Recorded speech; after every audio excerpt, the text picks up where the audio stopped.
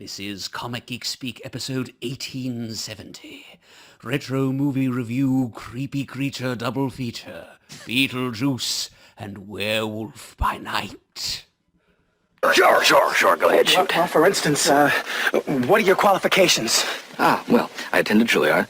I'm a graduate of Harvard Business School. I travel quite extensively. I lived through the Black Plague, and I had a pretty good time during that. I've seen The Exorcist about 167 times, and it keeps getting funnier every single time I see it. Not to mention the fact that you're talking to a dead guy. Now, what do you think? You think I'm qualified? Well, what I mean is, can you be scary? Oh, I know you're asking me. Can I be scary? What do you think of this? You like it?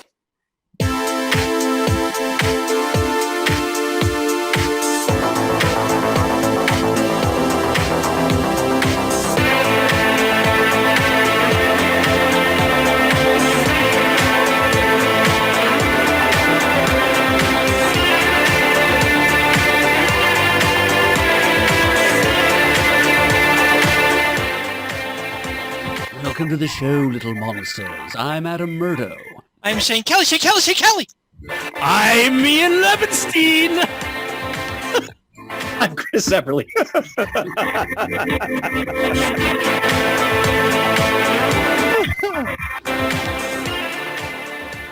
Soaring off the tracks like a ghostly locomotive. Man. And our 80s theme was like made for an episode like this. And I'm so glad you started us off. Yes, I know you count on Murd for appropriately Halloween-centric introduction. Absolutely the case, yes. Yep. Welcome one and all to a spooky spectacular here on Comic Geek Speak. And another milestone. We've reached 1870.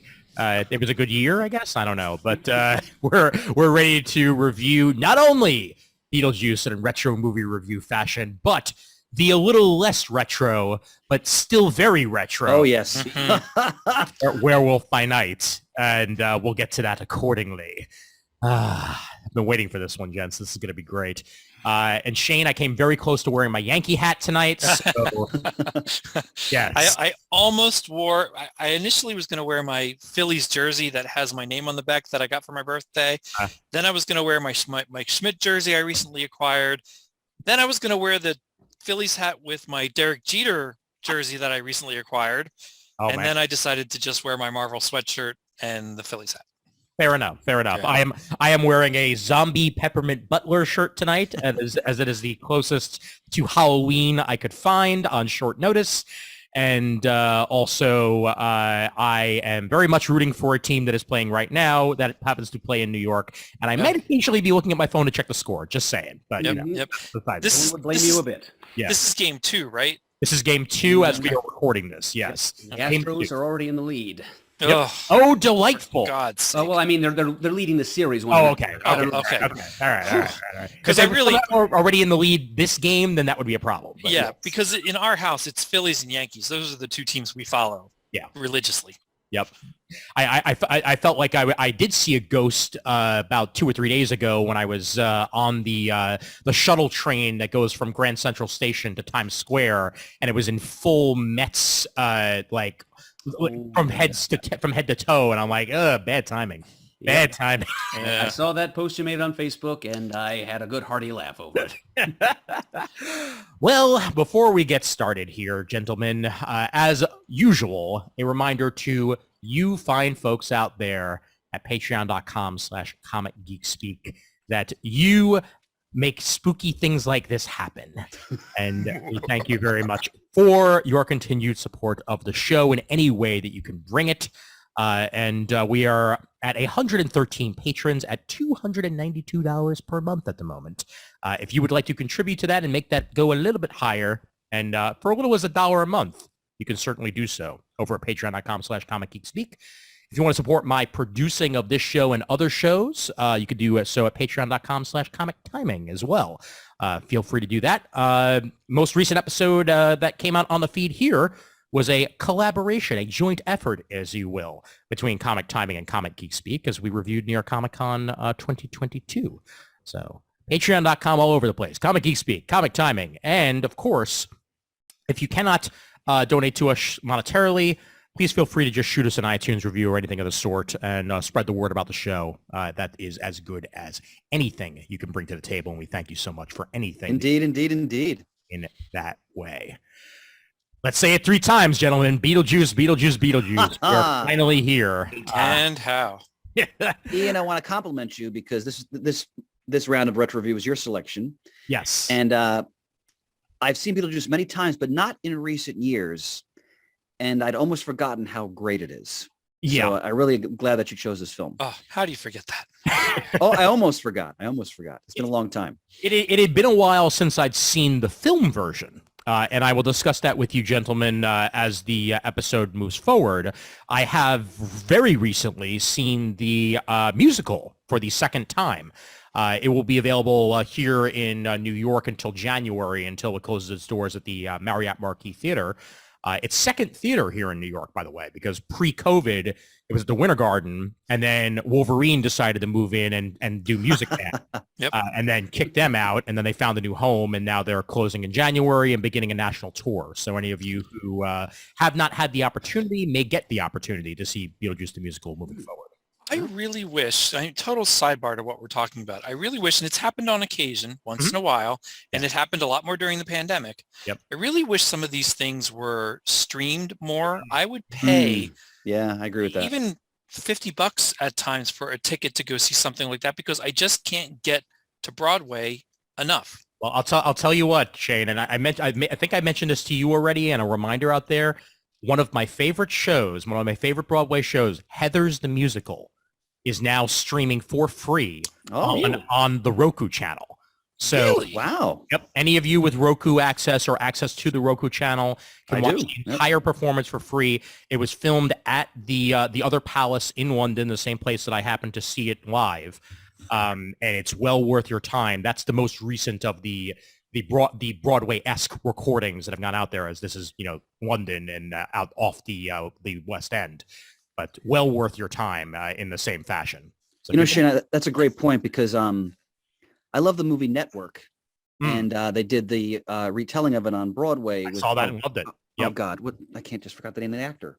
Brian Cranston. Brian Cranston, and I'm sure it was amazing, right, Ian? Yeah, and Tatiana Maslany was in it for that matter. So, wow. Okay. Yep. Plus also, the guy who played the president on Scandal, who was also the bad guy in Ghost. Tony Golden. Yeah, Tony Golden was in it as well. Yeah, I think he plays the William Holden character. So you're correct. Yeah. I wish they would stream that because I would love to see it. But Yeah. Yep. What the heck did I just watch? I'd never heard of it. Of me of all people who hears of movies beyond movies. Yeah. Never heard of this 80s rock kind of setting in this musical that turned into a movie with Tom Cruise. Oh, singing. Rock of Ages? Rock of Ages. Yeah. Never heard of it. Huh. Watched the movie the other week. Not the best story in the world, but I enjoyed the hell out of watching it. Yeah, it's a fun jukebox music. Yeah. Definitely. Exactly. Yep. It's a bunch of songs, and the story is kind of Inconsequential. I just saw 2 days ago at the Circle in the Square, which was home to Fun Home back in the day, talking about other wonderful musicals that I've seen. This was called K-pop, and it's the story of a K-pop idol and a boy band and a girl band making their way to New York to try to spread the word on Korean music, and also a very fascinating story behind it. So yeah, there's tons of musicals out there, and I agree with you, Shane. Even as someone who has access to them, I would like to see more of that available. Broadway HD is a channel that you may want to look into because they have a whole bunch of recordings on there. Okay. And you can get like an annual membership for maybe like $40-$50 a year or something like that. I'll have And to check whatever that they out. have available is then available to stream. And some of that might have been out there for years, and I just never knew it. Yeah. Yep. Interesting. Meanwhile, we said Beetlejuice. We said yes, exactly. Mr. Beetlejuice himself. We'll start at the very beginning because I'm curious how everyone happened to be acquainted with Mr. Beetlejuice in their first time around. And Shane, I'll start it off with you. What was your first viewing of Beetlejuice? My first viewing was its first release in the theaters in 1988. I went with two friends that were brothers, and one of them had a girlfriend at the time. So there was the four of us. It was in Fox Theater. Was it Fox? I think it was Fox Theaters in Coventry, Pennsylvania, across the street from Coventry Mall. And it was late one weekend night, and we went and saw it, and I loved it right from day one. Nice. Chris, what about you? Similar. So 1988, I was 15. I went to movies all the time. And I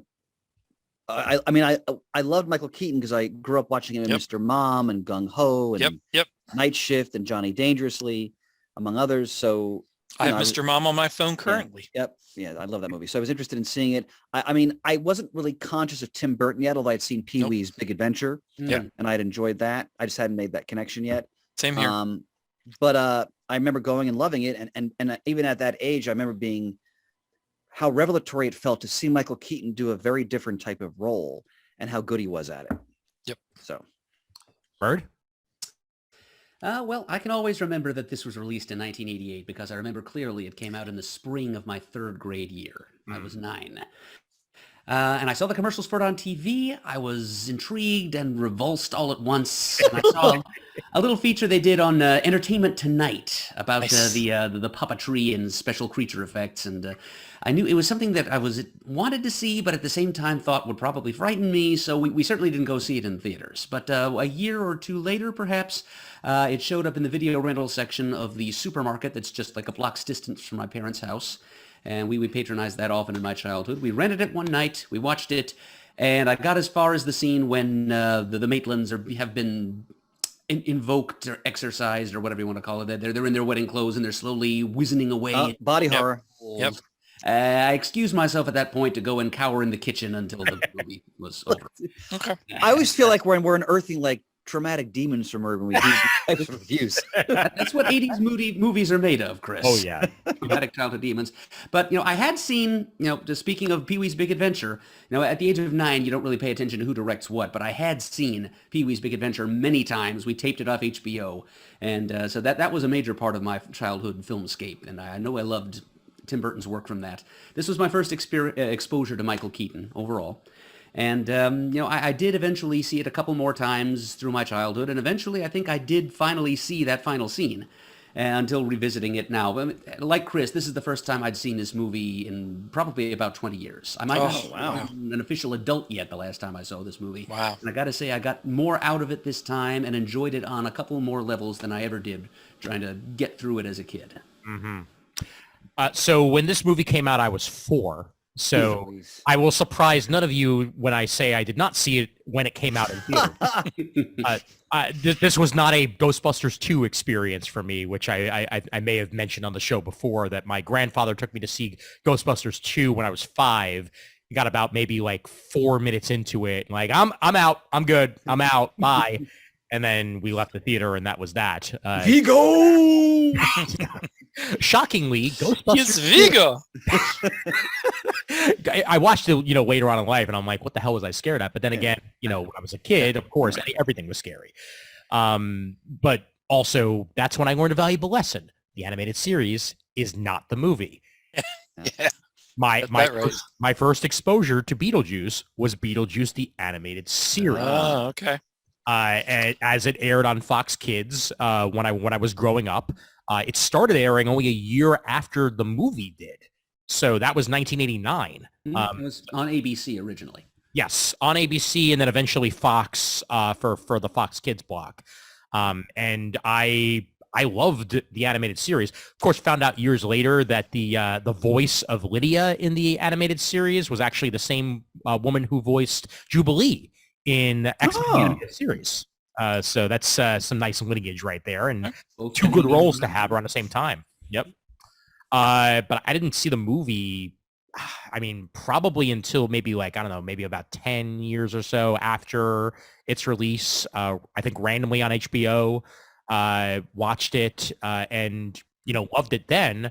But similar to Chris and Murd, it had been quite some time since I had seen the full movie version of Beetlejuice, and it was almost like watching it again for the first time this time around, But I will get into later that I notice all the differences now between the expanded musical and the movie, and kind of not even quite sure which one I like better, because there's some major changes they make to the musical that actually deepen the plot and the lore a little bit more. Was Tim Burton involved in the musical's production at all, or no?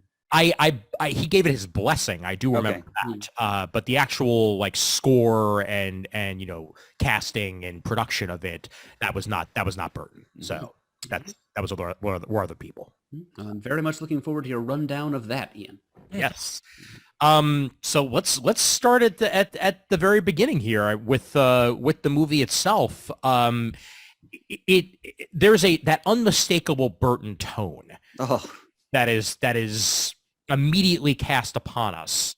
And it's kind of in its infancy here when you think about it, because although he had made movies before this is very much creeping into the puppetry a lot more, and the special effects and the stop motion animation. Yep, exactly. The stop motion animation and the dark palette and what have you, because Pee-wee's not dark. Pee-wee's Pee-wee. Like, yeah, it might be dark moments, Sure, just a very different type of dark than what we're presented with here.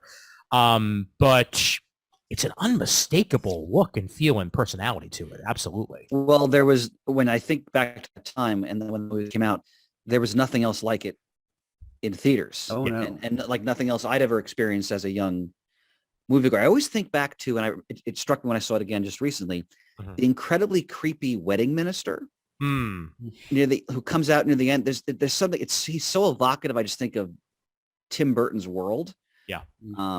But because my favorite Burton film was Edward Scissorhands. Yeah. Which kind of came out a couple of years after this. Yeah. And I think it's fair to say like both those films kind of fall into that very Burton-esque absolutely world. So yep. And I 100% believe that Edward Scissorhands would not exist without this movie. Oh yeah, I'm sure you're right about that. Yeah, it opened the door for him to be able to do what he wanted in Hollywood after this. Yeah. It's also been stated multiple times that this is Michael Keaton's favorite film that he's ever done. Really? Well, he still looks like he was having a really great time making it. Well, and am I wrong in thinking he actually did go to Juilliard? He may have actually. I'll have to look that up. Burton. Retroactively, this is my first exposure to Michael Keaton. I thought was Mr. Mom, which makes sense. Yeah. However, then I learned he did a lot of work on Mr. Rogers. He did. Yep. Yeah. He's from Pennsylvania originally. Yeah. And then I realized, well, I probably saw him a bazillion times watching Mr. Rogers and just never knew it. Well, he wasn't on camera that often. No, and no. Whenever he was inside of like a puppet costume or something. But just now knowing that he's there, I watched Mr. Rogers like crazy when I was a kid. Same here. He went to Kent State University, Michael Keaton. Ohio. Indeed. Yep. And I don't see anything about Juilliard on his Wikipedia, but it's possible maybe he took some classes there. No, it's probably not. I just was wondering if he actually did or not. Oh, sure, yeah. But God, so much of this movie is improvised. That's what's so great about the performance by Keaton, that I think they said over 90% of his lines in this movie were off the top of Keaton's head. Fantastic. Yeah. I knew he had and I didn't know he was until there was a documentary that came out on Showtime maybe like 4 or 5 years ago. I did not know that Michael Keaton was a stand-up comic first. Oh, yes. Yep. Oh, yeah. I think he's a close friend of David Letterman, isn't he? Yes. Right. Okay. Yeah, because they came up together. Hear that, Pants? We mentioned your boy. I threw that in there for Pansy. Absolutely. Yeah. But it just makes so much sense in the scope of the performance here. That he's got those chops and he's got that ability to be able to improvise and make things his own and make things absolutely hilarious. And what's often struck me about Michael Keaton in general, and I've loved all his work in general, is that he has such range as an actor, and you see that in later performances in different types of films. Oh yeah. And I remember, and I mean, we can obviously talk about Batman a little bit here too, because this Beetlejuice probably influenced the casting of him as Batman, Bruce Wayne. But I remember, when Batman came out, we all talked about what a juggernaut that was in terms of its media presence and its impact. But I remember thinking, Michael Keaton's going to be Batman, and I was I didn't know what to make of that. Yeah. But I still love I just actually watched the original Batman just recently, just because I hadn't watched it in a while because I was inspired by this, and he pulls that off too, pretty much. Now you want some range with Michael Keaton. Watch Mr. Mom, Beetlejuice, Batman, and Pacific Heights. Oh, Maybe throw some Birdman in there too. Birdman is amazing. Pacific Heights, he is absolutely evil and terrifying in that to me. Well, it also proves something that I've learned just by watching movies over the years. Dramatic actors cannot necessarily do comedy. However, comedic actors they can do drama. Can do drama. And, absolutely. And it shows, and it's been proven time and again. That's Robin Williams, that's Steve Martin, that's Eddie Murphy. Like, just run down the list. They all can do it. Even Adam Sandler, for that matter. Adam Sandler. Absolutely. Wonderful actor. Jim Carrey. Yep. Absolutely. Look at this image you've chosen. Let it look back at you. Yes. Yep. The picture there of the waiting room. Shaman, the waiting room with the shaman and the shrunken head man, and just that leg one over the other there of pure grandeur. Nobody does it better. Yeah. I mean, let's talk about the overall plot of the movie a little bit here. It's insane. You're right, because I mean, it starts off with the couple just going about town. They set up the town really well. Yes, they do. Oh, everybody knows everybody. I love the beginning where you have this high camera angle going through the town, looking at it, only to find out it's a miniature model. Yeah. Yes. I have an affinity for miniatures and models. So as it went through, I'm like, wow, that's really kind of some camera work they're doing there. Yep. It looks real, but then, oh, wow, look at that model. Woo, boy, was I in heaven. That's an awesome model. It really is. And I'll just yet again make the comment of, few things are more Burton, utilizing models like that, because, many times in his career, he has done so, from Nightmare Before Christmas to, Edward Scissorhands and other live action movies where he's utilized them. Yeah. And that model plays such a pivotal role later, well, maybe not pivotal, but it's entertaining role later as it's utilized many times. And I love the picture Ian's chosen here, because the way they die is so Burton-esque, because it's just so capricious, like it's the dog. Yeah. And they go into the river. Now, the car that they happen to die in? Murt's car. Oh, my Lord. Murt's car. The sublimely cherry late 70s 240 series saffron yellow Volvo station wagon. Yes. Star of the first sequence of this movie, in my opinion. All apologies to Alec Baldwin and Gina Davis. And by the by, I think about the scariest thing about this rewatch is how young those two are. Oh my gosh, yeah. Yeah. But yeah, that Volvo, I love to see that kind of, that's my favorite car. I mean, it was my... Is it? Yeah, an 84 silver Volvo wagon was my first car. I still have it. Doesn't run anymore, but I still have it. And every time I see one in a movie like this, you can just sort of start the clock ticking down to when it's going to be wrecked.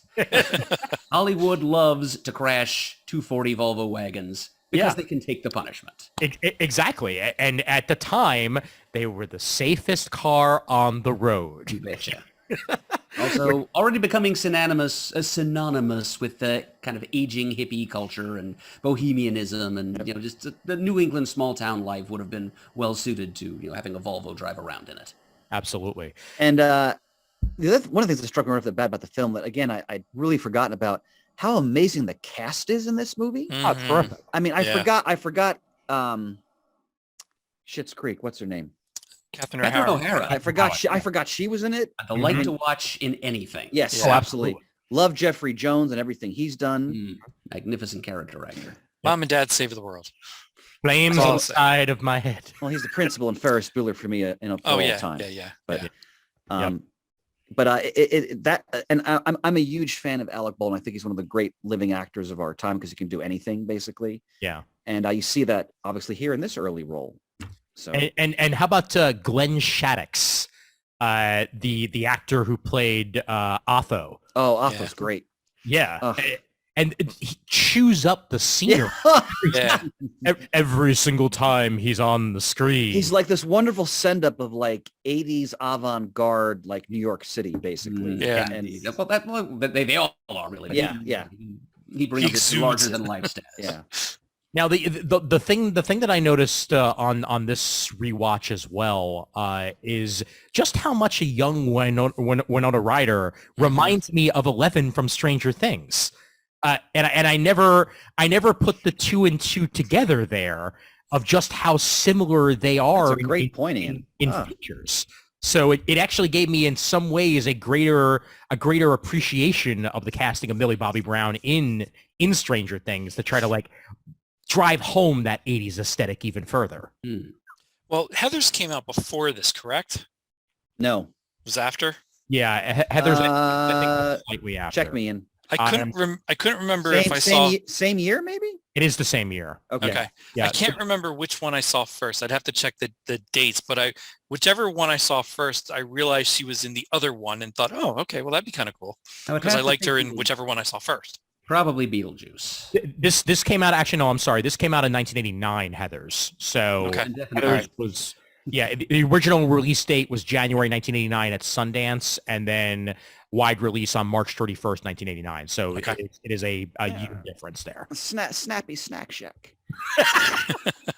Still never seen it. I don't know a damn thing about it. Oh, So if I'm going to take up the Roku channel on watching Heathers the musical, I better watch Heathers. Yeah, it's a classic high school black comedy. yeah. Yes. And then Christian Slater's big break from in my opinion. Oh, absolutely. Oh yeah, and then you can step into the candy store and get that song stuck in your head on Heather's Day. Yeah. But with after the car crashes, they're immediately back at the house. They have no idea how they got there. Sopping wet. Clearly they have unfinished business at the house, and then get the one of the best ideas in this entire thing is the book for the recently deceased. So one wonders why a ghost handbook is, a solid object that can be found. Well, because then, I mean, how else would you see the prop? I mean, enough said. Like, that's... How else would Otho figure out what to do? Exactly. Even though it reads like stereo instructions. Yeah. The cover to the book is honestly my favorite part. It just looks like one of those novels you would find when checking out at the supermarket checkout. I was thinking waiting room at the doctor's office. Yeah, that too, Good. definitely. Yeah. Yep. But the just to get an image of it here, it's beautifully crafted and just has this air about it. Mm-hmm. It's like the 1950s middle class couple moving on to the great beyond. Mm-hmm. Yeah. Yep. And really, when you think about it, Burton's films, this Edward Scissorhands, he really explores those caricatures of stereotypes of like, suburban America. Mm-hmm. I mean, you see that here in the cover of that book, actually. So. Was the realtor related to them, by the way, or was it just a nosy neighbor? No, it was. I'm sure it was related to her. Yeah, I think it was her sister. Yep. Yeah, sister or cousin, something like that. I think when she was talking to Lydia at one point, she mentioned, oh, yes, she asked if Lydia asked her if she knew the family, and she said, oh, yes, they were family. I was devastated. Yeah. Got it. Yeah, because that's another great setup there. Like, no, we're not going to sell the house. We have years left here. And then, of course, immediately dead. That's it. And then she gets exactly what she wants. She sells the house and sells it to some creepy New Yorkers who are looking for a new place to live. And speaking of creepy New Yorkers, again, I'd also forgotten that Dick Cavett is in this movie. But long enough to do the banana boat song. Because I like Dick Cavett immensely. And then the lounge singer. Yeah. What's his name? Goulet. Robert Goulet. Like the casting is so bonkers in this film, but it totally works. Yeah. Also, one of the people at the table, I could be wrong, but I think he was on the show Alias with Jennifer Garner as well. Like at the Deo table. Yeah. I could be wrong, but he looked very, very familiar. I think I'm thinking of Dick Cavett. I might be thinking of Dick Cavett. It's very possible. He might just happen to be looking just exactly like him. But he had in this he had a mustache, so maybe I am thinking of Dick Cavett. I will look it up either way. Yeah, Dick Cavett was definitely not an alias, but no, he most definitely was not. But I can see the character you're probably thinking of. I'm thinking of Ron Rifkin, who was the main villain on Alias. Yeah. No, that's not even who I'm thinking of. I'm thinking of or is it Victor? The tech Not guy. Victor Garber. The tech guy on Alias. Oh, he's a younger actor though. He would have been Beetlejuice. Yeah, Kevin Weissman is who I'm thinking. Yeah. Of. So then, yes, I get. He was in Clerks too. Oh, there you grew go. up because he was a Lord of the Rings fan. I'm very off there, but that also just completely just goes with my brain that like I focus on familiar faces sometimes and whether or not it even makes sense that they were in a movie. I'm like, no, I know he was in that, and I look it up later. I'm like, no, he was. Okay. What I loved about when the hipsters come into the house, and I love how Burton like throws typical horror film conventions on their head because the couple tries to scare them in ways that would have been considered scary in older horror films. He's like, no, it just doesn't work. It's all like that's what you're trying to do. They're trying to use conventions that they probably thought about because they watched movies, but in this world, they're not scary enough. Charles and Delia are a very fascinating couple to me because they really don't go together. No, they do not. Not at all. And like they may not even like each other. No, not really. Doesn't really seem that way. And goodness knows their daughter doesn't like them much either. No.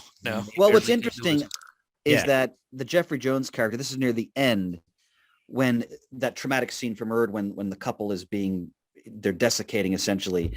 And you can tell that the Jeffrey Jones character is like, all right, stop. Like he's not comfortable with it. Where Catherine O'Hara's character doesn't give a damn, basically. Yeah. So, oh yeah, absolutely. You know, I like after everything that happens, Dick Cavett gives that, Delia, you're a flake. You're always a flake. You've always been a flake. Want to frighten someone, do it with your sculpture. I love Cavett.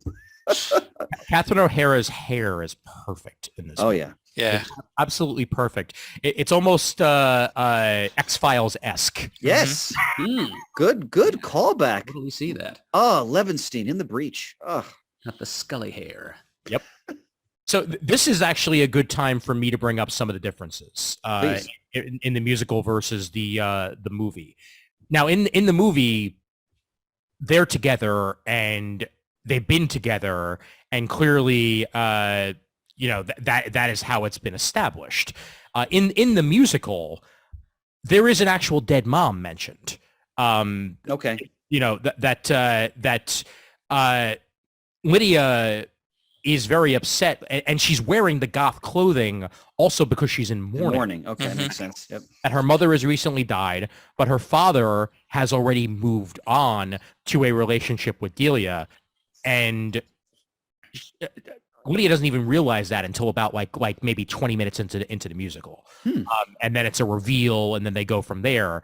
But one of the most poignant songs in the musical is called "Dead Mom," and we get a full feature, length number where we understand that this is why Lydia is the way she is, because her mom died and she's has all these feelings and she's not even close to getting over it yet.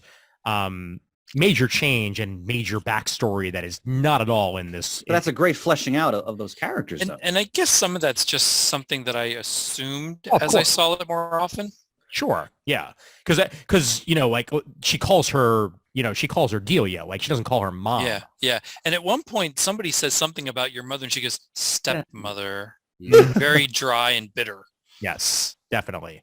Also, the Otho part is Otho's like her guru that comes in, and they're still looking to like rearrange things and everything, but also a very, very different setup, like not there at the beginning, like comes in a little bit later on, but that's what you can do when you have a 2.5 hour musical rather than, hour and a half movie. Exactly, an hour and a half movie. In fact, I was telling Shim, we were talking off the air recently, that I'd forgotten how short Beetlejuice is. It's like Barely feature length. bam, bam, bam. And even with that hour and a half, what's great is they're very sparing about actually showing Michael Keaton, Yeah. I was just which makes it all the more effective when he appears. Yep. So, And yet you get silhouettes and little sidebar yeah, hearings of him, but you don't see him until it's necessary. yeah. 14 minutes of the movie. Is it all his screen time? That's it. Wow. 14 minutes of the movie feature Michael Keaton as Beetlejuice. which is a, you know, also adds to just how much character building there is for everyone in this film. Yeah. That even though you only have 90 minutes, that much of it is devoted to, you know, fleshing out a story here. And that's Wait- I'm sorry, Ian, go ahead. No, and I was just going to say, and also way more story devoted to the ghosts of the house in the movie than it's a lot more Lydia in other versions of Beetlejuice. Well, I think that's what makes the movie so effective is that, you know, Burton doesn't settle for, let's just have Beetlejuice all the time and doing different gags. He really reminds the audience this is about, you know, a couple trying to find their way back to their home, in a sense, from the netherworld, and then also about a young girl who's trying to find her home again, essentially. Absolutely. So it works wonderfully on different levels. Yep. And before they, you know, long before they get to acceptance, Adam and Barbara are immediately taken aback by the fact that, you know, that these individuals are in their home. And of course, what do? Well, you try to get some help. So of course they go to the other side and try to enlist some assistance. That's where you get those great football players. Oh, the football players. Oh my God. Coach! Coach. I think something's wrong. Coach, he survived. Oh, their contact is wonderful. The woman who plays like the, Juno, your caseworker. She takes a puff on her cigarette and the smoke comes out a slit in her neck. That's- Yeah. I even like the secretary. If I knew then what I know now, I would have had my little accident as she cut her wrists, apparently. And remember the My throwaway God. remark that Otho makes at the dinner party. You know what happens if when you commit suicide? In the afterlife, you're a civil servant. Everybody in the office seems to have killed themselves. Right. Can I yet again make the statement? This was an animated series. They made an animated series out of this. Well, I half wonder if in today's world this movie would have been made. It's a good question. With not because it's not appropriately funny, but maybe not the detail of things we've been discussing recently Shane, would so have been many lost. movies made in the 80s we Well, love would that's never true. be made today. That's true. I think I still certainly think today you can do dark humor, and there's been I do tons of too. dark humor that you know still gets made today. It would be a different movie, which is why if they do wind up making this Beetlejuice 2, and Burton is involved, I can't wait to see just how he makes a movie for today while still respecting the original movie. Well, I think given his history and place in the world with nostalgia so popular as it always is in my opinion, but I think he would still get away with the same stuff because that's what you expect of it and that's what he can do now. Right. But if it was just him being fresh now, I don't think you'd make the same movie. I don't think you'd get the same thing that you got from that. It's Sylvia Sidney who plays Juno. Mm-hmm. Yep. She was film queen back in the 30s, and Burton let her enjoy the spotlight one more time. Yes, indeed. I believe she won some kind of award for. It wasn't an actor; it was like a fan award, like a Saturn Award or something for Best Supporting Actress for 1988. Nice, and well earned. Oh, yes. In the musical, it is not only just implied but stated that Juno is Beetlejuice's mother. Oh, okay. Oh, interesting. Okay. So that's Interesting. yet another change thrown in there for good measure. But you don't need that. You know, it's just a little bit of extra, you know, fluff thrown in there. Juno is just an amazing character who basically puts both Adam and Barbara in their place, which is, you know, nothing. Do this your own because I've got more important stuff to do. Yeah. Are the Maitlands still heavily featured in the musical, though? Or are they present? Yeah, no, they're absolutely still featured. It's just they give a bit more time to Lydia than they do to them. But for instance, the Deo scene is after Lydia has already found Beetlejuice. Like essentially that's the mid break. Like that's where we lead into intermission, is the Deo scene gets them to then all run out scared. And at that point, Lydia and Beetlejuice already know that Lydia and Beetlejuice are a thing. She's already dealt with Adam and Barbara, and we're moving on to that. So different setup, different execution. Well, the when they play Jump the Line, that whole sequence is so classic. It's beautiful because it's so utterly ridiculous. Yeah. And it's so funny. And I love that song. I played it in my classes the next day because I always play music when my students come in. But just the choreography, if you want to call it that, for the scene, Sure. it's just so whimsical and funny. And like the actors, like you see them because they're performing in the sense that they're like, they have no control over themselves. And you see that in their faces as it's really well done. And it's so much fun. It absolutely is. Yeah. Nothing beats it. It's there are scenes that are classic for a reason. And you can even say that there are scenes that eclipse the movie itself. And that is the Deo scene. People who have never seen Beetlejuice know exactly where Deo is from, and they know this scene. And that says a lot. Yep. I agree. The entire movie wouldn't exist without this, basically. And just the startling nature of it all. when suddenly Catherine O'Hara just starts belting it out. Yeah. Which is brilliant. But then at the end, when all the shrimp are really an arm and fingers grabbing everybody's face, oh my God. But the weirdest jump scare in cinema history. Yeah. That's Because I'm sure I jumped in the theater, but laughed my butt off.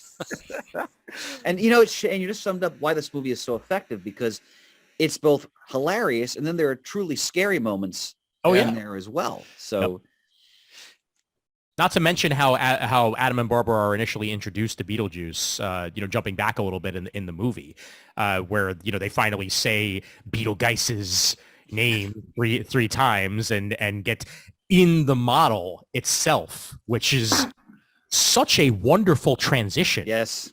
Like that sweeping shot where suddenly they're there and then they're surrounded and by the model and everything, and then we get and they have to dig up, and they're digging through rubber and cardboard, and all the cardboard is some of it actually I think is disproportionate to what it should be, if I remember watching it a few times, which that was just one tiny faux pas on their part. For the Maitland size, the printing should have been much bigger.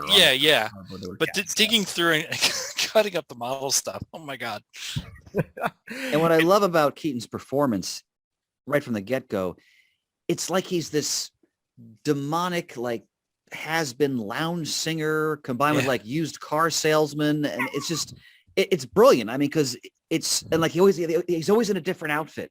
Yeah. I mean, every outfit is always like a caricature of some kind of role of someone in the living world, essentially. But it's always smarmy. So well done. I like when he holds up the zag nut out of the model and goes, tempting the fly. Hey, come here, come on. You and me are the same, and then all of a sudden he's wearing Alan's exact clothing. Iconic white and black buffalo check flannel and the red undershirt. Yep. Yeah, and like being cordial to him, to Alec Baldwin, and then like trying to cop a feel on Gina Davis. Oh, and the hitting on them is I think one of my favorite parts of the character of Beetlejuice, is that he will do anything at all that he wants to do, whether or not it benefits him or not. That's the way he rolls. Yeah. And very Burton-esque when he creates the cat house essentially on the model. Alan, how could you do that? I didn't put that there. Yeah. And later we find out that Juno actually did it because she understands Beetlejuice's motivations. Yeah. I want Beetlejuice out of the picture. So go ahead, Ian. I'm sorry. Oh, I was just going to say, hey, Juno, told them not to do it, and they would not listen. Mm-hmm. Well, to be fair to them, they really play up how hateful the new occupants of the house are. Yes. And it's such a great contrast between like sort of the bucolic life that the couple had in the house versus then like, these denizens of like the big city come in and they have their noses up and this is a little bit of class warfare going on there in the story as well between those two worlds, which is just fun to watch. Ian, I wanted to ask us, I'm fascinated because I've never seen it. Sure. Like when they did the animated series, and again, you said there were 4 seasons of it. Yeah. Do they reference the movie at all, or is it just Not really. Not a whole lot. How could they, right? I No. mean, And what threw me off, and I'm sorry, Ian, but what threw me off is that Lydia and Beetlejuice are friends in the cartoon. It's just her wacky older pal who happens to be and I'm like, no. Yeah, the Maitlands are completely absent. Lydia's parents don't even figure into it too much. It's just Lydia going over to the Netherworld. And having adventures. With Beetlejuice and his wacky neighbors, which are just an assortment of kooky cartoon monsters. Like, there's a big Texan hare monster. It was kind of like Gossamer meets Yosemite Sam.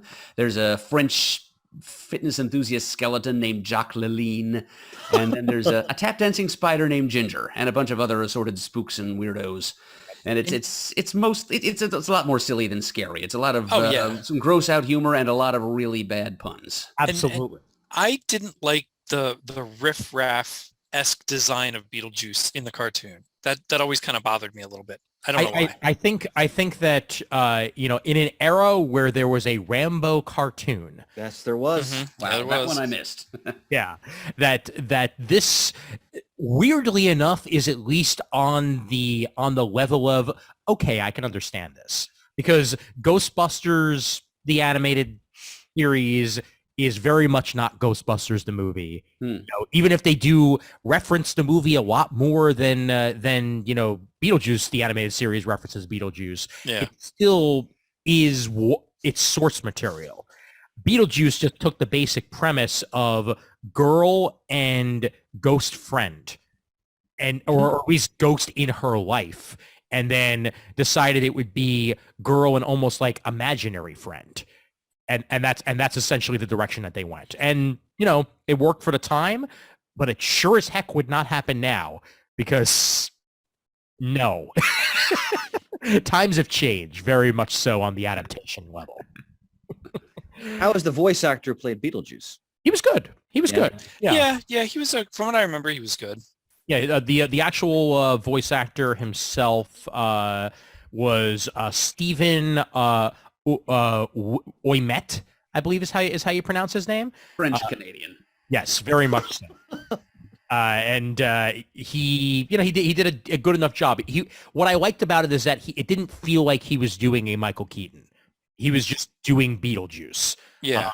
Similarly, Alex Brightman, who played Beetlejuice through the run of the musical on Broadway, through both iterations, is not trying to be Michael Keaton. He's trying to be Beetlejuice, and he gets that through very, very well. And around this time in TV cartoons, I mean, we said this comes out in '89, but not long before that, you had, like Ian said, Rambo, Back to the Future, Mr. Teen T. Wolf, Mr. T. You had all these movies and TV stuff. Even at being Pitfall. Cartoons.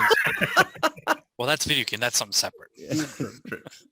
But like in a world where you have Back to the Future, Teen Wolf, Rambo, Beetlejuice, and Ghostbusters in the afternoons, there was a lot of '80s movies going to cartoons.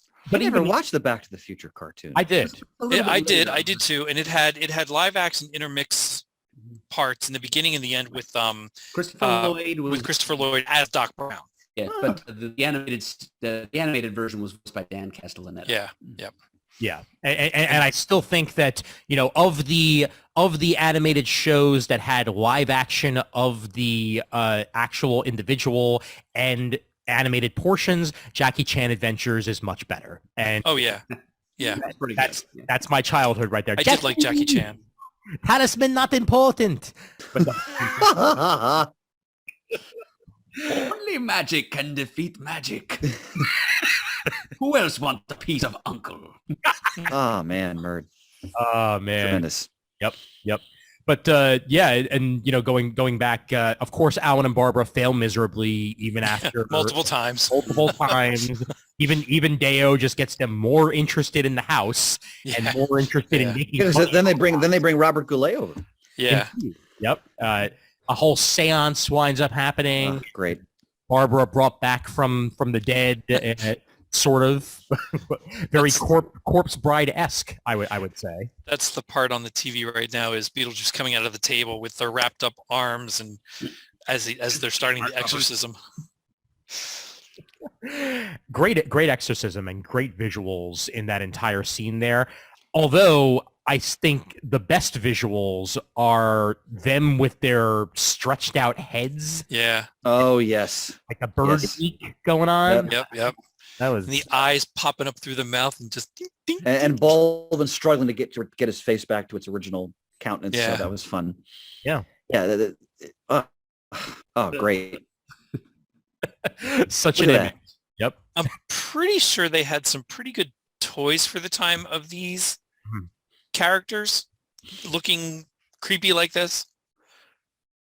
I'm sure they did. Yeah, I'm sure that we could probably even track them down and try to find them. But I do remember there being a very decent toy line for this. Even Now, in recent days, there has been, I think it's NECA that has produced Beetlejuice action figures again. Just a couple, nothing grand yet. Excuse me. But it's Beetlejuice in the black and white striped outfit from the cartoon. Nice. Very good. What's great about like the image that Ian just showed of Gina Davis in the with the eyes popping out and the tongue is when you think back when the movie came out, you never saw anything like that before in that particular way. I mean, there were plenty of horror films in the 80s, of course, but this was something so different because it was so unique. Mm-hmm. And obviously today we see it back as it's Tim Burton, like that simplicity. Like end up in that netherworld and like the creatures are popping out of the sand and you know, there was nothing like that. They're on Saturn. Okay. Oh, one of the moons. It's tight. Yeah, one of the moons. Oh, they're Kenner toys. Look at that, Shane. The toy to the far left, I owned. I know that for a fact because I remember the spinning head and the shrunken Beetlejuice attached to it. I definitely owned that toy when I was a kid. Shane, Kenner is long gone, right? Yeah, Hasbro actually owns the rights to everything Kenner had. That's what I thought. Okay. That's why you had recently, within the last few years, and you can still find them. A couple websites have them. You can find almost spot-on recreations of the Ghostbusters Kenner toys. Nice. The 4 of them with the long proton stream coming out of the proton packs. Now, just to be clear, for the sake of history, this is the real Ghostbusters we're talking about, correct? Right. Okay. Not the other Ghostbusters. Yeah. But of course. But they were pretty much spot on Kenner recreations. They're fabulous. I also just found some fast food toys that were released. I don't know if it was McDonald's. It might have been Burger King. Let's see. Oh wow. Oh, okay. There's a Beetlejuice fast food giveaways. Okay. Yep. Indeed. Yep. And this is, again, just going into the fact that these were in kids' meals. I love the tiny heads. Yeah. Yep. Okay, so the 2 on either side, the 2 on one side and the 2 on the other, those are based on the animated series. The 2 in the middle are more on based on the movie. Yes, definitely. Yep. That's because that's definitely the witty design from the animated series rather than that. Yep. Definitely. Think about how creepy though, and again, but it's also so absurdly fun is like the shrinking heads and like it's so dark really, but there's such this absurdity attached to it that you're laughing at like the football team, right? Oh my gosh. You know, it's they're a riot. It's funny. I mean, they've clearly all been mauled in some terrible accident. But it's just because he's also playing on stereotypes, you know, with these characters as well. And I'd forgotten how funny it all was. Well, even the social worker that once they get past the secretary into the office and there's the guy hanging on the clothesline flat, directing them and kind of joking with them. Oh. Yep, the roadkill guy. Yeah, Coach, when's curfew? Ian, it makes sense. I didn't know this, that Keaton improvised most of his dialogue because that makes sense completely. Absolutely. Absolutely. Even in Robin Williams' Aladdin genie before Robin Williams was the Aladdin. Yeah. Even in the Netherworld, they give so much that could be developed with, like, as they're walking out to go back to reality and the janitor's kind of there cleaning up the floors and he opens the one door and he's like, that's the room for the lost souls, the ones that have been exorcised, who really don't have anywhere else to go now. There's so many things that they could expand in this world that Tim Oh, Burton yeah. created. Yeah. Well, maybe we'll get that sequel, Shane. Yeah, Maybe. I hope so. Maybe. And then, of course, we get to the creepy part of the movie, which is the wedding. This was the part that sent me to the kitchen. Murder under the kitchen table. Good. Beetlejuice clearly thinking that the only solution in order for him to stick around and not be blasted back, Mixoplix style every single time. Mixioxpidolix style every time. And you just got the majestic Murd head acknowledgement. Now the thumbs up. So you're good. I said it's Super Friend style, and then I said, Fifth Dimension Phonics worked for me. Pipsel skim. Anyway, rather than being sent back whenever anybody says the name 3 times again, the only way to stick around is to marry Lydia, which is, Creepy. Yes. But at the same time also gives us some of the best visuals and more iconic visuals of the movie with Lydia in that red dress and Beetlejuice all tucked out and everything. It's some great stuff. It really is. Just again, would it happen today? You be the judge. She wore that red dress in the animated series too, at least a couple of times, and just not for marriage. Definitely not for marriage. How did the musical play out with that part? Did it come to the same conclusion? They did it, but they do add a line or two, which really help. Which is, it's more of a green card thing. Okay. Very much implying that although it's not something he would normally do, he's totally doing it to get himself in. A means to an end. Yeah, very much so. I love how even like the tux he's wearing is like bad, like 1970s. Yeah. Mm-hmm. Every detail is so perfectly captures just like the milieu of Beetlejuice. It's so well done. Speaking of bad 1970s, how about the scare tactic he uses to dispatch Otho? Oh, yeah. Wait, refresh my memory. I forgot what that was. He's trying to sneak away, and smug, stylish hipster that he is, Beetlejuice understands that the thing that will frighten him the most is being unfashionable. So he zaps him into a 70s leisure suit. That's right. In the spotlight. In the spotlight, no less. Yep. I think I just found an image of it right here. Oh man, here we go. Let's see. And enter Otho stage right, screaming. Yeah. Oh, yep. Looks like he belongs in a Love Boat. Yeah, absolutely. Right. Hey, there are many different ways to scare many different people, and sometimes it's fashion. Yeah. Yeah, and I mean the end of the movie, while predictable at the same time, of course there had to be a way to defeat Beetlejuice in order for the movie to have a satisfying conclusion. They do that. They get the 3 Beetlejuices out. He vamooses, and then clearly his name is never said 3 times in a row ever again, and that's that. That's it. No. What's also sweet is that the couple and Lydia find home, and they find home with each other. Mhm. Yep. And even her father seems like he's accepting of the new reality as well. Oh, Absolutely. Because it doesn't seem like he and his second wife are that interested in being parents anyway. So the Maitlands get the daughter they never had a chance to have. Yeah. Lydia gets a set of parents who give a damn about her. And the Dietzes get to F off and do whatever it is that they do. Delia gets to work on her art, and Charles gets to sit there in his study. And He needs to relax. That's Which is the only room that was untouched is the study. That's true. You're right. Probably for many a reason there, but and you're right, because I mean, as is implied at the beginning of the movie, they very much wanted family. They very much were hoping to have kids, and they hadn't had them yet. That was one of the reasons why the relative was trying to get them out of the house. Well, the house is clearly too big for you. Yeah. It should be for a with couple people of with a children. family. and realizes instantly she stepped in something. Yeah. And she stuck her foot in her mouth. Yeah. Well, and even thinking about little details about how the Dietzes are, when Otho and Delia are going through the house and they're marking it up for different things, they get to where they open the door to the study and Charles says, no, can we just leave this room the way it is? Just you can have the rest of the house, just leave this.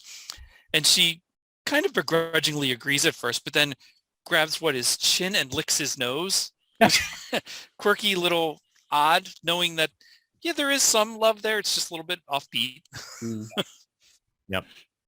And then of course the iconic jump the line dance at the end there with the football players and all. Yeah. Yep.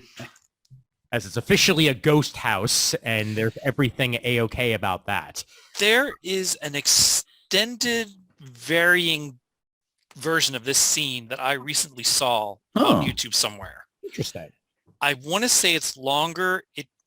Boy, I wish I could remember exactly what happened, but just seeing this hit me. There is an alternate version of this that you can see that's out there. Okay. All right. I'll have to track that down after we're done recording. Yeah. Now I'm curious. But what I like about this is not only just the pure joy on Winona Ryder's face as she's doing this dance. Clearly, she's having fun. And that helps with the production of a movie. Is that it seemed like for the most part, except for maybe Alec Baldwin because he never has fun, is everyone seemed to be having a very good time while making this movie. And it's a very simple special effect of lifting Lydia in the air and then the dance happening, because we've seen that tons of times. Like we've seen it with Peter Pan even, where you just disappear the wires and then that's that. But it just feels right. It feels real. Well, it even the beginning of this scene when she's outside with friends at school, grabbing her bike, riding home, you can see that she's come full circle from being sad and depressed about her mom passing and where they're stuck with Delia and all that, to she really has found home and a family and is doing much better. May not be over the death of your mother, because really you never are, but she's okay in life now. And this whole picture really sums up everything about how her life has ended. And it's also come to conclusion. It's also a testament to the director picking the right song and Winona Ryder's acting. Really evocative of that joy. And I mixed up my songs before because I thought Jump the Line was the other version. That was Deo, but forgive me there. But both the musical numbers in this movie are so immensely fun. But this one is obviously the most life-affirming because she's not being possessed, right? She's embracing it on her own without, anyone controlling her body. Well, they're lifting her up, but, she's fully going with it. So it's a wonderful way to end the film. And even in the clothes themselves, she's still a little bit gothy, but she's just wearing a school uniform. Like that's it. Yep. So this is the next step of her life. It's funny too. You mentioned, Chris, the songs. Is that apparently at first Tim Burton was worried that the songs would take people out of the movie. No, that they would be negatively affected by it. Quite the opposite for me. That's what people think of when they think of Beetlejuice. Outside of Beetlejuice himself, they think of the musical numbers and they think of the experience of watching it and and engulfing the characters. Well, and a lot of that, especially for Deo with Catherine O'Hara's beginning of that song, is her exact portrayal of the singing and whatever choreography they lent to everybody to do that. I mean, when you have Dick Cavett and who's his wife supposedly turning around and shaking their butt at the table for one part of this, like, okay, never did you ever think Dick Cavett would do something like that in this day and age. Like, they found a way. Yeah. I would just love to be part of the conversation, the fly on the wall, so to speak, of approaching Dick Cavett. We have this idea. We kind of want you to be in it. Here's what you would do. And him going, yeah, okay, that sounds good. Well, I've heard of it. Dick Cavett, he has a good sense of humor. Oh, yeah. Yeah. So, yeah. I've heard that it was a little difficult selling a lot of the cast on this weird script, but to her credit, one of the first to sign on was Catherine O'Hara. Of course. Yep. And she met her future husband on the set of Beetlejuice as well. Production designer Bo Welch, who worked on this. And apparently at the end of the filming, It didn't even occur to me that I was even supposed to talk to actors. But since Tim told me to ask her out, and then we dated, and we're married, and here we are today. Well, she's such a wonderful actress. I mean, when you think about the Shane, who's the wonderful actor who does all those movies, they have all the same cast in them all the time, like Best in Show and Christopher Guest. Christopher Guest. Yeah. So I mean, she's wonderful in all those. But and of course, Schitt's Creek is just a masterpiece. I have not watched that yet. That's still on my bucket list. Wow. It is pretty good, Shane. Yeah. It's an uplifting watch. Yeah, and she is phenomenal in it. Oh, absolutely. And I mean, whenever she's teamed with Eugene Levy, it's Yeah. Magic in the making. Yep. Well, and I don't want to leave talking about Beetlejuice before also talking about the soundtrack, the score, Of course. which was Danny Elfman. Danny Elfman, and then to realize when seeing Batman that the same guy did Beetlejuice. Yep. That started this long affair of me loving Danny Elfman's scores, let alone when he was in Oingo Boingo before. He was in Oingo Boingo. So if you watch Back to School, the classic Rodney Dangerfield love Back to comedy, School, which I love, Oingo Boingo is in the party scene. Yep. It's Fantastic. Nobody knew Danny Elfman was going to have the career that he did, back then. But we are certainly glad that he pivoted the way that he did, and some of the most iconic, themes in movie history. Yeah. Thanks to him. And not to mention, so he did Beetlejuice, Batman, and then doing the Flash theme as well for the first TV show in the 90s, in the early, I think it was 1990. Just fabulous. And his score for Edward Scissorhands is gorgeous. Mm-hmm. I love that. I'd also recommend Pee-wee's Big Adventure because the score for that is very close to that of Beetlejuice. It's got that kind of dark, big top carnival. Yep. Yep. So I've got a couple of quick things to bring up here, just via IMDb things that I haven't mentioned before. When Glenn Shattuck's Otho died in 2010, the song performed at his memorial service was Deo. I didn't know How that. old was he when he died? Glenn Shattuck's when he died. Let's see how old he was. He died of a fall. It was like head trauma from a fall. I figured he wasn't that old, right? I mean, he was 58 years old. That's too young. All right. Yeah. Yep. And speaking of time in particular, or I'm sorry, Murd's on the call. Time. They described Beetlejuice, or at least how Beetlejuice was described to Michael Keaton going into the movie, is Beetlejuice is a character who has lived in every time period, but no time period. It's a fascinating way to put it, and it really just puts the character perfectly in place. Yep. Because that's exactly what he is. I've been around forever. But at the same time, he's just Beetlejuice. That's what he is. Yep. Did Danny Elfman do the music for Doctor Strange also? I want to say yes. Because I thought there was something more recent. Did he do Multiverse of Madness? That's what it was. That's what I'm thinking. Okay, yeah. I was trying to search, and there's a snippet on the internet that says Multiverse of Madness, but I can't find anything concrete. But I swear it was a recent movie that I saw. Yes. And I thought, oh my God, Danny Elfman did the music. Thank God. It was Danny Elfman. Yes. Okay. Yeah, because Danny Elfman and Sam Raimi are buds and what have you. So that makes perfect sense. And of course, when did they become friends? 1993's Evil Dead. Evil Dead sequel, Army of Darkness, that is. So yeah. So that all makes sense. All right, how many frickin' swears do we give this? Oh, I always give it a 5. I've loved this movie since day one. Oh, 5 without question. I want to give it 3 just for 3 Beetlejuices, but I'll give it a 5. I'm gonna put it at a 3.8. There you go. Nicely done, Chris. 5. Excellent. Yeah. Well, yeah, this is absolutely a classic, and I'm super duper glad that we were able to review it here. Good choice, Ian. Good choice. For Halloween. And meanwhile, are we done? No, we're not.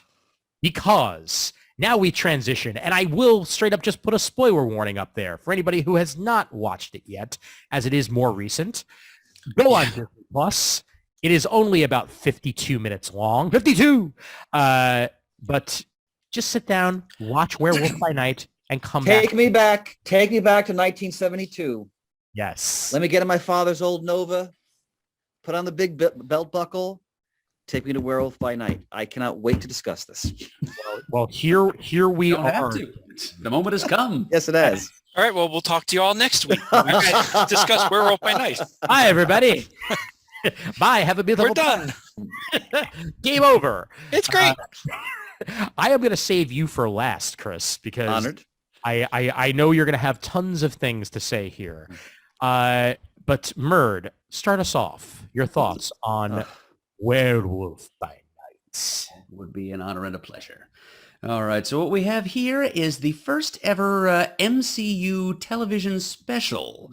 Just a single little roughly hour-length, one-shot, self-contained, one-and-done little bonbon to consume. Lovely little Halloween treat they provided us. And as a member of my generation, I was going to get to that, certainly. The title card with those wonderful three-dimensional shadow casting model letters, just very much in the mode of the early monster movies like Universal Monsters.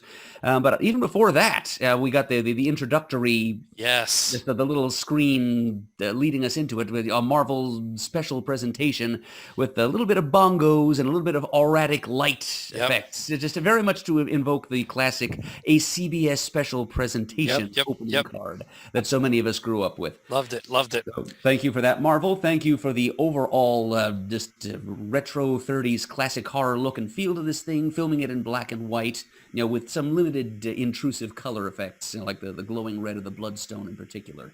Just excellent decision, well directed, well choreographed on that count, and just lots of atmosphere, lots of horror suspense, there's an eerie tension to all the scenes that are set in kind of like call it the hunting lodge of the monster hunters as they hear the last will and testament of Ulysses Bloodstone, and are taking orders and at stake here, and then we get into the action of the beasts, and the monster effects were all much on point. No complaints at all about the way that the title monster was rendered when we finally get to see him in his monstrous form. And of course, you're all in the edge of your seats to hear me talk about this. When we finally see Man-Thing brought to cinematic life. I mean, it's not the first time because they did do that direct-to-video thing back in the mid-2000s, and yet it is the first time because it's the first time it's been done right. Yes. And yes, we got to see Ted Salas, which I thought he looked great. I would pick a couple of nits about his appearance and characterization, but on the whole, he looked fantastic, and just the whole premise of the thing was also great too. It was a good opportunity to introduce us to one of the dark corners of the Marvel Universe. I do find myself wondering, though, I mean, since they kind of went out of their way to give us the whole monsters people two angle, and the monsters are supposed to be sympathetic figures, while the monster hunters are presented as sadistic, psychopathic, genocidal maniacs, all of whom die by the end except for Elsa Bloodstone. I'm just wondering how they're going to reconcile that take with the upcoming Blade movie. If the monster, Murd, I actually have something to say about that, but I'll let you continue, of course. Yeah, I'm just hoping that there'll be some monsters in that are monsters on the inside and the outside, and that are being slain without moral complications, and that Blade can be the vampire hunter we all know him to be, and not like a vampire rights activist or something. Yeah. Although now I just kind of want to read that comic book real quick. Just for vampire rights activist, sure. It sounds like well, why the heck not? But a good what the or a very, very interesting issue of what if.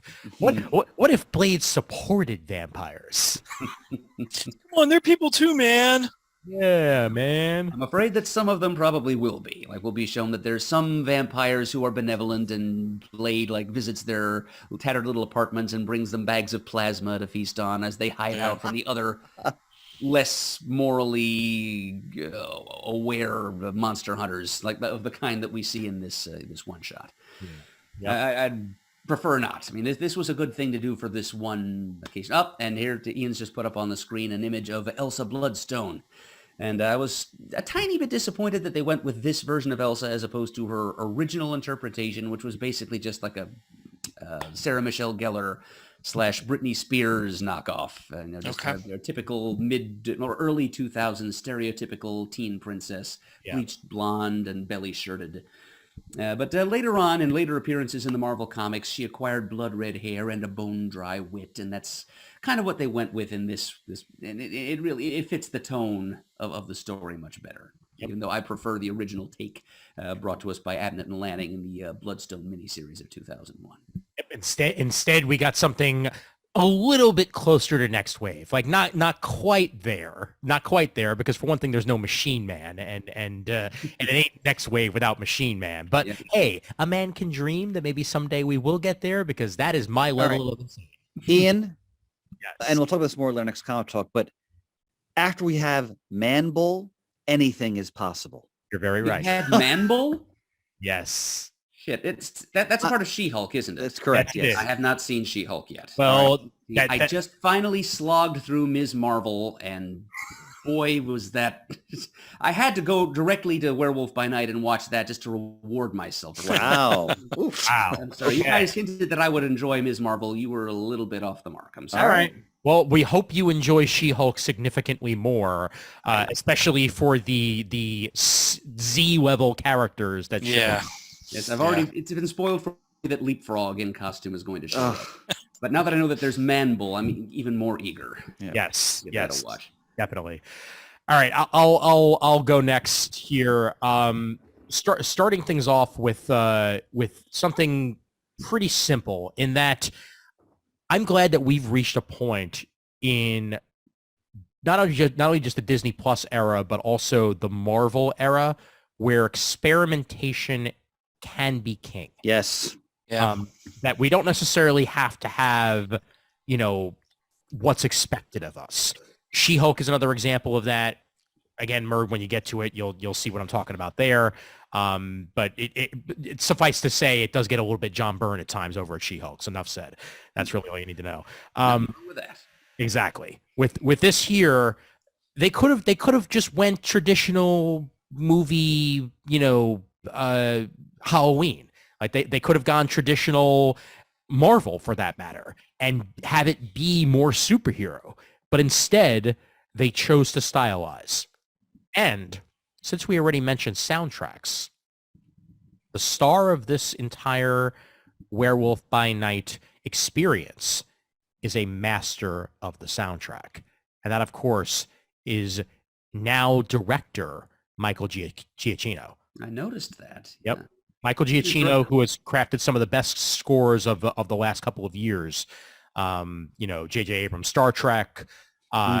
He's the mastermind behind that, and tons of other scores for Marvel and for various other properties.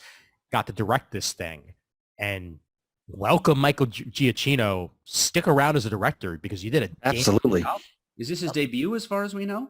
He's done shorts before this, but this is his first, if you want to call it feature length. This is his first non-short that he's done in Hollywood, and it's I very much want to see what else he's going to be able to pull off after this, because this had style, this had personality, this had execution. I felt for the characters in ways that I was not expecting to out of a one-shot special.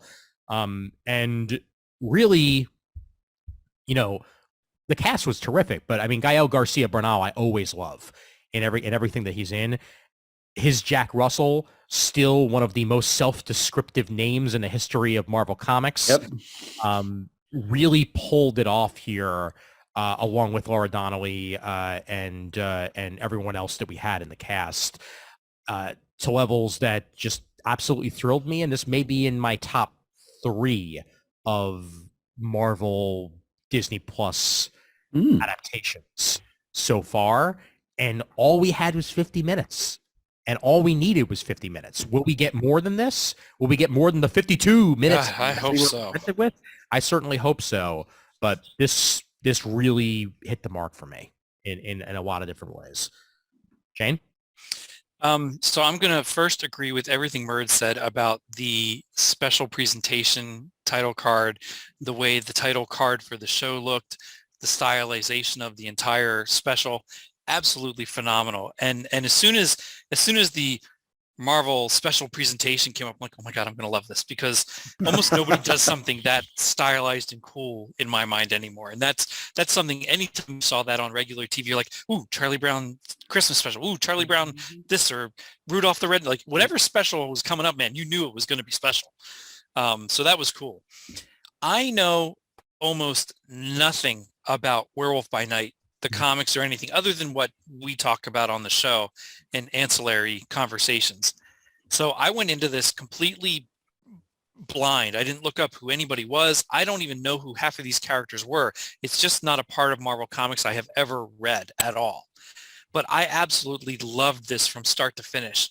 And I could kind of predictably figure out who everybody was within the first few minutes, or at least what their roles were going to be. I mean, I know who Man-Thing is, but I really didn't know his name was Ted or anything like that. It's just not something that I ever read. But I was enamored with it from the start to the finish. Every aspect of it was brilliantly executed. And I hope the hell we see more of it, because I just loved it from start to finish. And as Mert pointed out, the sparing use of color, like the Wizard of Oz-esque ending, bringing us back in. So well done. So well done. Yeah, it was just phenomenal. I loved every minute of it. And now for a man who has patiently waited to opine and give his best. It Mr. deserves multiple us. But first of all, I'm so glad my comrades in arms here really appreciated it for all the right reasons. So as a kid, some of the first comics I read, either in Power Record form or in back issues I would find, were all the Marvel 70s horror comics from the Bronze Age. Werewolf by Night, Frankenstein, Monster Frankenstein, actually. Which I am reading right now, actually. Well done, Murd. Of course, Tomb of Dracula, which is on a whole nother level than all the other books. The supernatural thrillers, The Living Mummy, all these different characters. And years back when Jamie D was in the producer's chair, we did a spotlight on the Marvel horror characters, which I highly recommend people check out if they want to get like a lot of backstory on all these characters. So when I saw this special was advertised, I was so excited, because this is a part of the Marvel universe that really hasn't been explored. It hasn't been explored at all yet. No. And it's so rich. Because again, when they liberalized the code in the early 70s and they allowed the companies to do monsters, Marvel went nuts. Like they had black and white magazines of different characters. They had a whole full line of color comics. Even went into Spider-Man. We talked about Man-Wolf many times. All Morbius, all that comes out of this sort of thawing of the code. Sorry, don't you mean Man-Wolf? I leave that to Murd. So anyway, well done, Ian. In watching this, what I love right off the bat, again, like all of you said, the evocative of the old classic horror film styles of the 1930s and 1940s, that was awesome. And then what really drew me in, I was like, oh my God, they're doing a 70s comic. Because if you read the Marvel monster comics, like Tomb of Dracula, which is a masterpiece, is kind of up here. And the rest of them have like a lot of great moments, but they're also really weird and goofy. Like if you read any of those comics, Frankenstein, Man-Thing, Werewolf by Night, all kinds of wacky stuff goes on. Howard the Duck, exactly. Thank you. Nexus of Realities, all that stuff. So as I got in the episode, I was watching like, oh my God, they read these books. Because like, first of all, Kurt Russell as one of the hunters. You guys all caught that was Kurt Russell, right? No, I didn't. No. Double check me, and that was Kurt Russell, the guy with the big club. Really? I don't think so. No, it's not. Wasn't Kurt Russell? I thought it was Kurt Russell. I'm not seeing him on the. All right, I was totally wrong then. Oh, you know what? It's Kirk R. Thatcher that played Joven, and he does look a lot like Kirk Russell. Oh, I thought it was Kurt Russell doing a second Marvel role. Anyway, I understand why you thought that, because I'm gonna bring up a picture of him right now, and he looks like he could be his second cousin. Like, That's that's what he looks like in normal day. Okay, so but all like the Monster Hunters, the Bloodstone cult, all of this, it was so wacky and so whimsical. And that's Marvel horror comics from the 70s. And another thing, when the werewolf actually appears, the way they rendered him, go back to the Werewolf by Night comic. That's the Werewolf by Night from the Bronze Age. Like the way they did his face, like they really went to the source material. And when you see Man-Thing, and I agree with Murd, like, hold on, I'm sorry, Chris. I just found out who it is. It's the punk on the bus from Star Trek IV: The Voyage. Oh, okay. I was trying to figure out why he looked familiar. Yeah, we just brought him up not too long ago, actually. Yeah, because he was in Spider-Man. He's in Homecoming as the punk the punk on the bus, basically reprising his role. Well, he's in Spider-Man in the street yelling up to with the guy yelling up to Peter, but he's in Discovery on the bus playing his self. Oh, terrific. From Star Trek 4. He's also a Muppets director, I will point out. He directed Muppets Haunted Mansion. He directed a bunch of episodes of Muppets Now.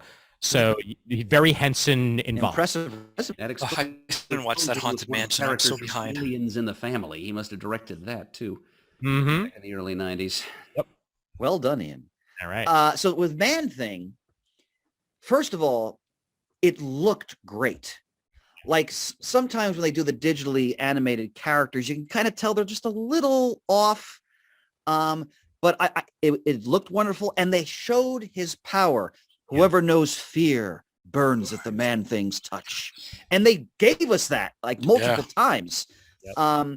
And I like how they did this. And like Murd said, it's not exactly the Man-Thing from the comic. Yep, I like my Man-Thing's eyes to be more like blank, staring red orbs. So, they made him more expressive. Right, like he was more expressive, which I understand, but they're not going to go into the whole Gerber history in something like this. But having him have this rapport with Jack Russell, I also like how they played Jack Russell kind of in a very eccentric way. Mm-hmm. Where in the comic he's more of like is a 1970s young guy. As a kid, he's kind of like Rick Jones. Yeah, exactly. We're dealing with the curse, and I mean, they're not going to go. I know it's not going to go that way, but everything just worked, and I felt like I was reading a Marvel horror comic or magazine from the Bronze Age. Yeah. And I couldn't ask for anything more. And to go back to Murd's point about the vampires, I thought that was an interesting point that Murd made. Murd, what I hope they do, because I want to see a lot more of this corner of the Marvel Universe, without question. Mm-hmm. What I hope they do, because it's public domain, bring in Dracula. Yeah. Oh, yeah. Because the Dracula of Marvel Comics is freaking terrifying. Yeah. And then eventually when they bring in Cyclops, Cyclops can tell him to follow your heart like he did in that one. But have you guys read Tomb of Dracula? I know way back at the beginning of the show, they reviewed part of the series. Oh, sure. I'm sure I did a little bit, not so not all of it. Tomb of Dracula, for me, and for I know for many other people, is one of the greatest comic books of the 1970s, period. It's first of all, it's Gene Colan art from start to finish, the entire series, with Tom Palmer inking him in most cases. Right there, that's enough. And then you have Marv Wolfman, who wrote most of the series, and it so richly brings you into the world, not only of Dracula, but of the vampire hunters whose lives are destroyed in trying to hunt him down. So when they bring Blade into the cinematic universe, and I'm sure they're going to involve the Black Knight, which they've hinted at, and all of that, it's ready-made to bring in those storylines. And I really hope that they really go into that material because it's so good. Like, again, just to listeners, if you want to read a great finite series that's so evocative of the 70s, you have to read Tomb of Dracula. Oh, yeah. It's really is brilliant. Finite it may be, but it is, how long did it run? Like 80-some issues? I think it was 70 issues, I want to say. And he had a black and white magazine, too, and all that. But of course, I'm hopeful, Murd, that they're going to, when they bring Blade in, and like, for example, Hannibal King, who in the comic is the vampire private investigator who does not taking on human blood. They can pursue characters like that too. Yeah.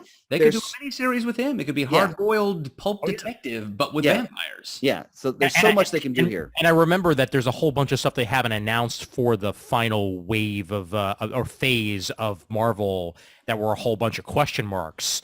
And I'm sure there probably will be a Disney Plus series tied into Blade when it does happen. The movie itself just got delayed, I think, about another 6 months or so because it lost its director. So it's not happening now until whatever the next year was. So I think 2024 now. Whole bunch of stuff got moved. We'll talk about more on next Comic Talk. But they could very easily do a Disney Plus series, whether it be 6 episodes or whether it be another special even. It's further into the vampire lore. There's so much they can explore, and just with the tease they've given us here, the Bloodstone, there's so much they can do with that. For sure. And if you, like Murda mentioned, he's reading Monster of Frankenstein. When you go into these Marvel horror comics from the 70s, especially the early issues of a lot of these series, I mean, you've got Mike Plug drawing almost all of these series, and he's a tremendous artist. Ghost Rider, Werewolf, Man-Thing. Then you got writers like Steve Gerber, Gary Friedrich, Marv Wolfman. These are great books. They're really great books, and I was so pleased to see they really got it in this special. They got both the horror elements, but also just the weird, whimsical parts of a lot of these books. Like if you read Werewolf by Night as it progresses, like we all know, like Moon Knight appears and there's all this wacky stuff that happens. And like when I watched the Monster Hunters, I was like, this is it. Like this is the comic. Like this is basically it. So Ian, I could have been more pleased that this life attracts. Yeah. So I thought it was wonderfully done. There's two things I need to bring up. One, Comic Geek Speak episode 1435 from November 7th, 2013. That was our spotlight on Marvel Monsters, as Thanks, honey. Like Chris. So if you go into the archives to then, you will find it. And that's celebrated. And 2, I'm glad that it wasn't this, because I have seen so many different times. Tomb of Dracula, animated movie.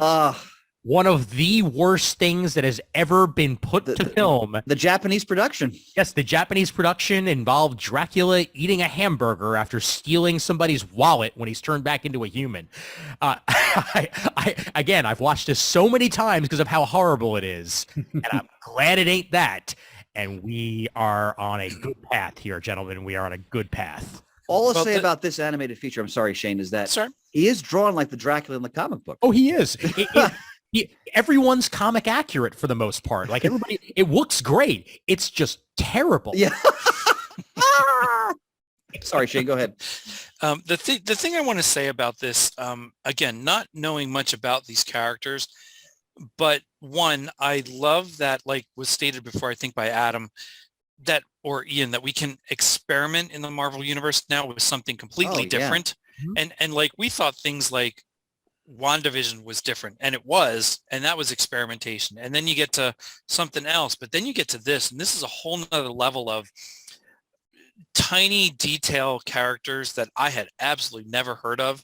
And I know, again, not read it, but this felt like reading a Marvel one-shot special. This really was well put. Everything you could put in one show that you would get in like an 80-page or a 60-page giant special for a holiday, or I have to say it, a giant-sized man thing. Or a giant-sized man thing. Yes, indeed.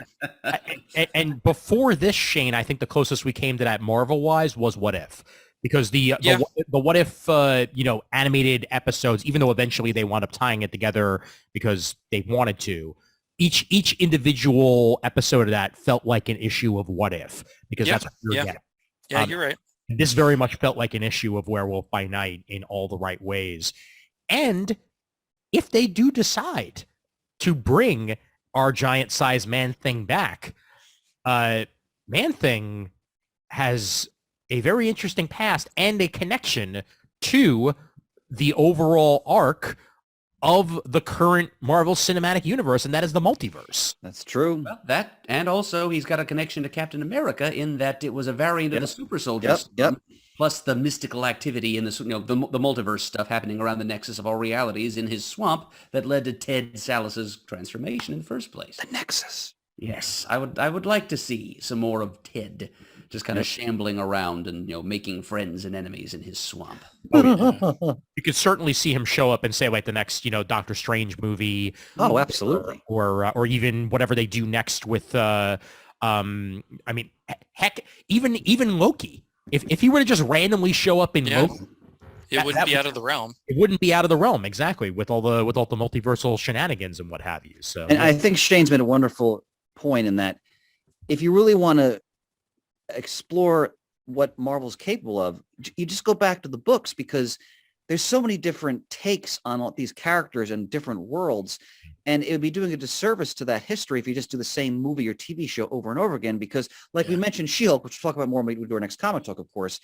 She-Hulk is the essence of that character in that comic. Yeah. And I'm going to wager that many viewers may not have liked it because they may not have realized what they were trying to do with that show. Sure. Yeah. I agree. But that's what made it so good, because I'm watching and I'm like, I watched with my wife and she enjoyed it. I'm like, this is the book, like completely. Yeah. And I salute them for not backing away from that. Same thing with this special. So I think, and I am still to this day way more of a DC fan overall. I mean, most people in the world who have ever heard me talk know that. However, in the way the Marvel Studios handles their stories and their craft is far superior to anything Warner Brothers has been able to do. Shane, with DC. We'll watch Black Adam. Well, that's true. I mean, we'll see how they do. I have loved a lot of what DC has done. Yeah. Don't get me wrong. But just Marvel seems to be hitting it out of the park with their TV and movie universe. Well, I think the key to Marvel's success, Shane, is that, and I've said this before, they're basically taking what made Marvel special in the comics initially, which was the creation of this universe, and then all these characters who interact with each other, but they're also, you can relate to so many of them in so many different ways, and the situations they're in, like Daredevil's Walk of Shame, which we'll talk about later. and then they just took that formula, because now they have the technology, like the Bionic Man, right? And now they put it on the movie screen. So what was amazing about the comics and the unfolding world, now we have it again, just in a different format. So of course it's good. and don't get me wrong, DC's done great with their animated movies, their animated series.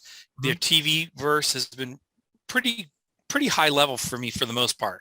And there's been some movies like there's been some great movies. Shazam, Wonder Woman, Chris Reeve as Superman, especially the first two. Come on, Michael Keaton Batman, Kristen Bale's first Batman.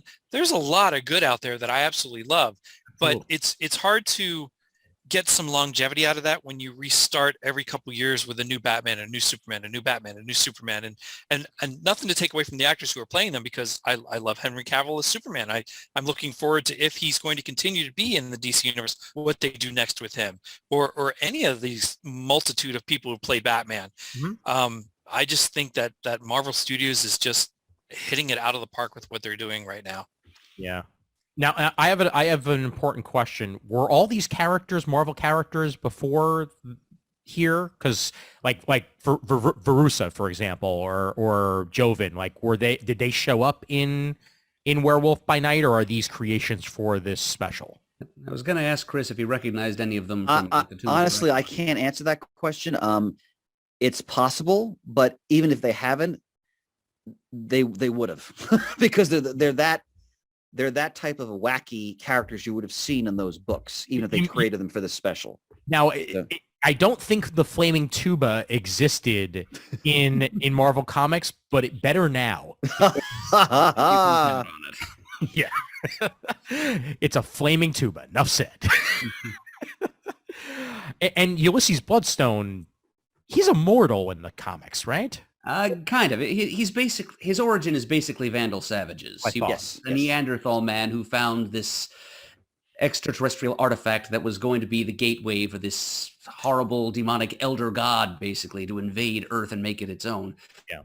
But he kind of turned the tables on this entity by taking one fragment of this blood gem, making it his own, and then voyaging across the world to destroy the other fragments before this monster thing could get in.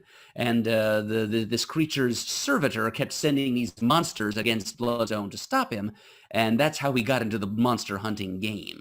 Got it. Over the millennia. And Murd, he appeared in one of the Marvel House titles in the 70s, right? Isn't that where he first appeared? I forgot which one.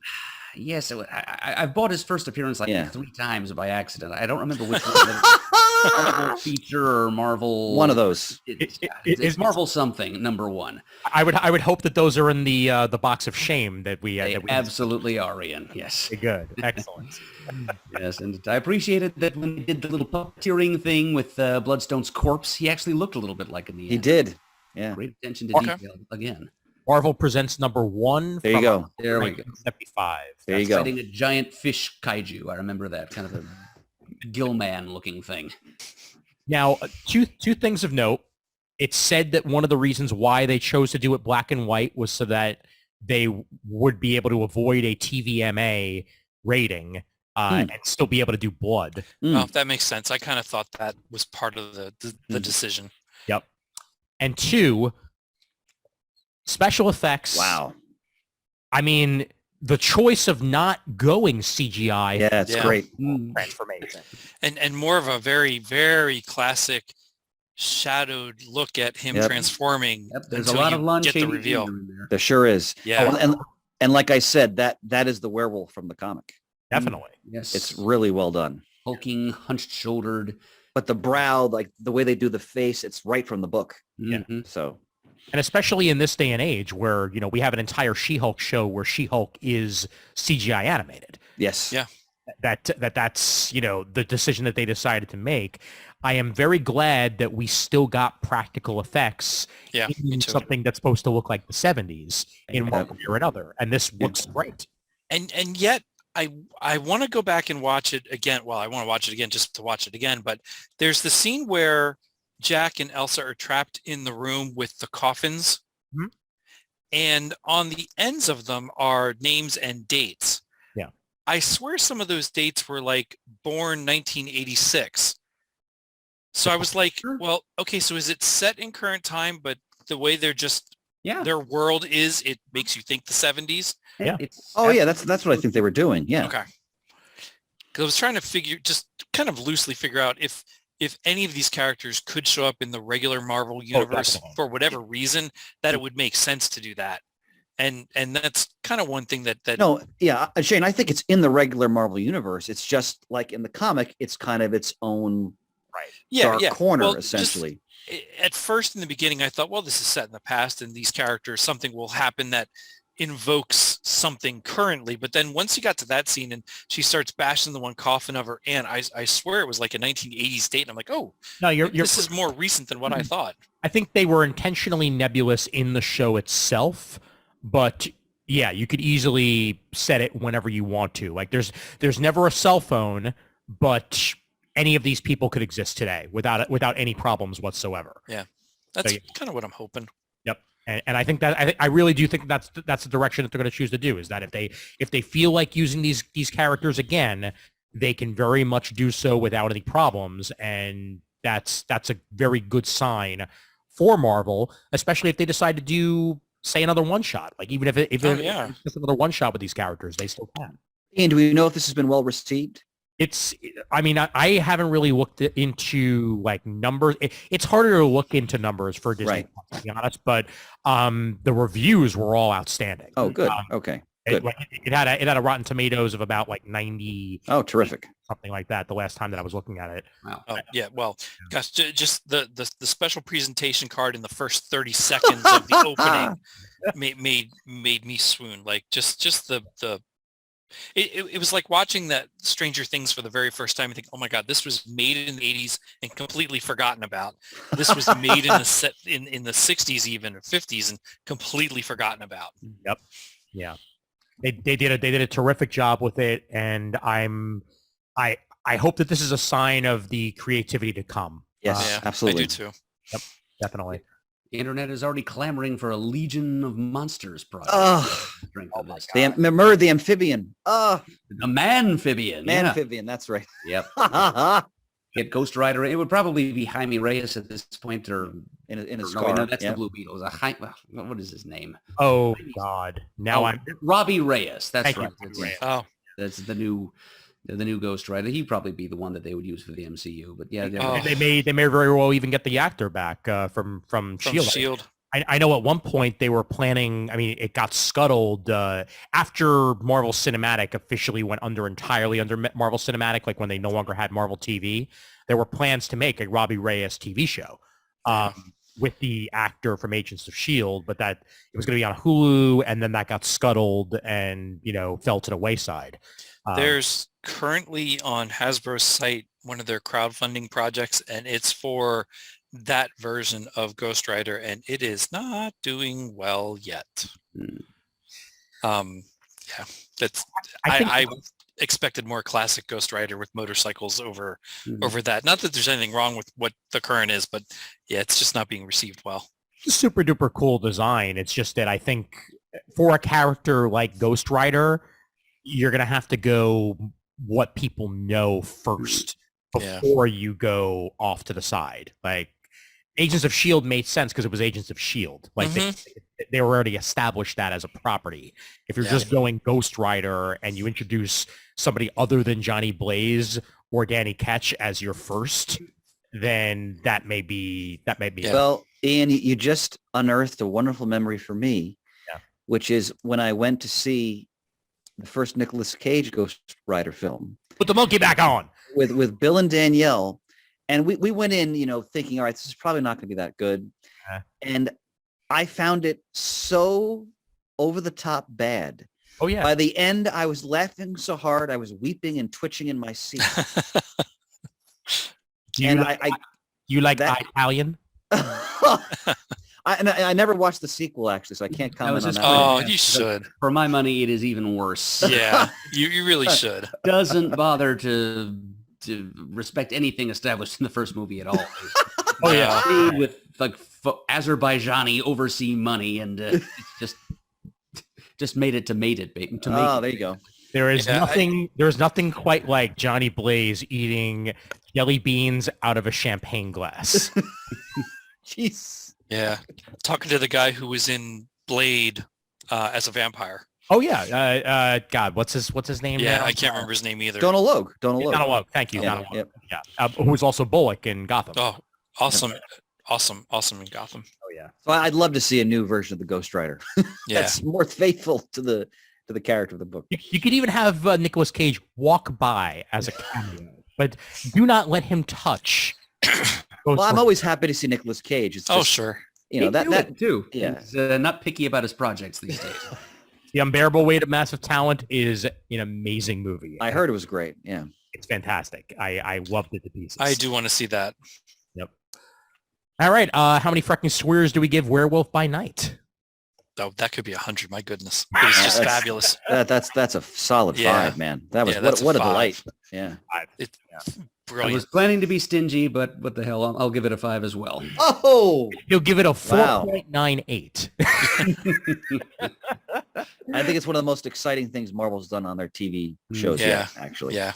And Chris, you said it wasn't long, and I looked at it first. I'm like, 50 minutes. And it flew by. Oh, yeah. It felt like 10 minutes. I wanted more. It really did. No, it completely was by. I agree entirely. And you know what, actually a best way to put it, it is the type of 52 minutes where I barely looked at my phone. Oh yeah. Like sometimes I'll be half watching something and like, all right, okay, no, that's pretty good. That was a straight watch. Like I enjoyed that all the way through. In a world where we have cell phones and Apple Watches and whatnot, I mean, watches aren't new. People have them for, thousands of years, whatever. I don't always have my watch on or my phone right next to me. So I put a little clock on the shelf that's by the chair when I sit and watch TV up here. And I didn't even glance at it. I looked at it when the show ended going, oh my God, was that an hour? Really? What, did I miss something? It flew by. It was amazing. That magic 52. That's what it is. You make it 52 minutes long and it's just going to be great. That's Yep. Gentlemen, this was a joy. Sure was. Yeah, great picks all And around. so our listeners know our next retro review will be selected by Shane. I have to really figure out what we've done and pick something really good. As previously stated, clearly it's going to be a Thanksgiving movie because there's so many Thanksgiving movies. Better geek adjacent. Maybe Christmas. Monsters of Turkey Hollow. You know what, Murd? you'd appreciate this. Speaking of that, but I just found, what the heck was it? It was in a box.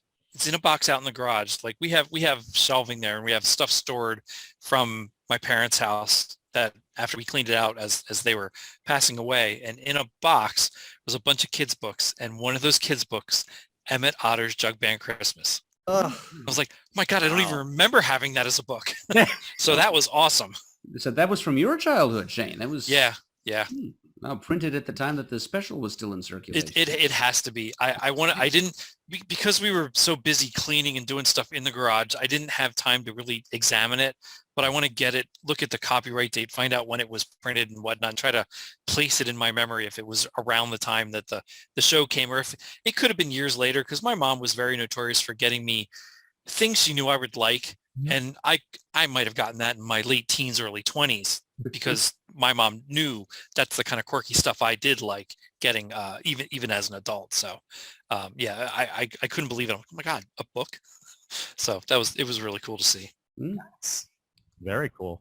Yeah. All right. Anything else we want to bring up, gents, or have we shot our bolts? I've shot our bolt. No, that was good. Fantastic. All right. Well, this was awesome. May everybody have a safe yet spooky Halloween in about a week's time as this episode is released. And we will catch you in November. Yeah, that's that. Man, this year's been going by fast. You know, I'm not trying to envision Ian like down at the Jersey Shore working in one of the haunted houses trying to scare people.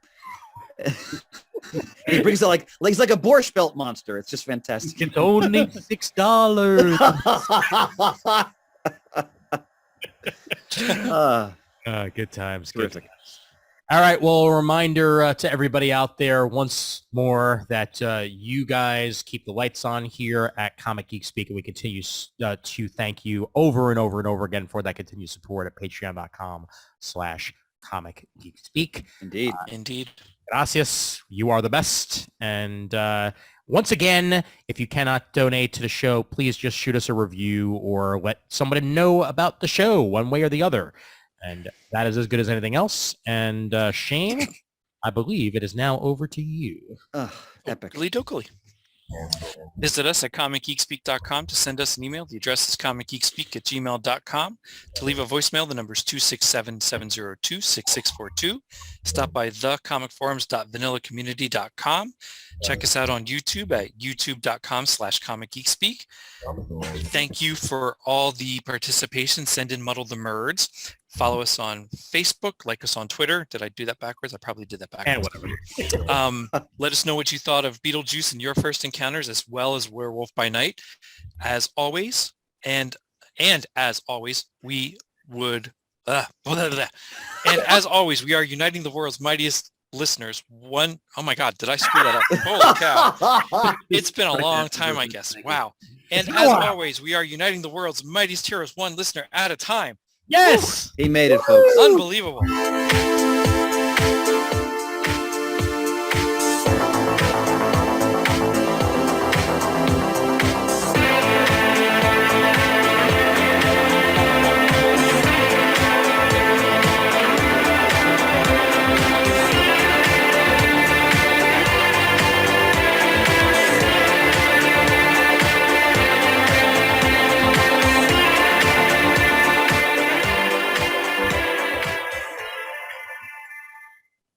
It's showtime!